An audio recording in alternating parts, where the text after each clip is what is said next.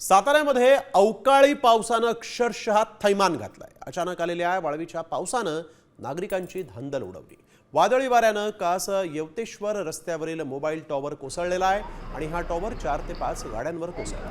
यामध्ये गाड्यांचं मोठ्या प्रमाणात नुकसान झालेलं आहे। यामध्ये 2 जण जखमी झाल्याची प्राथमिक माहिती। येवतेश्वर कास रस्ता 2 ते 3 किलोमीटर ठप्प झाला।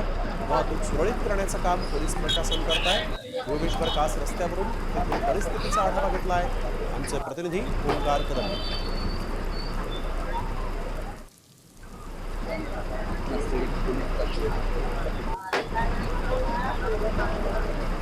बघतोय कास येवतेश्वर रस्त्यावर कशा पद्धतीने हा मोबाईल टॉवर पडलेला आहे आणि यामध्ये 2 जण जखमी झाल्याची माहिती समोर आली।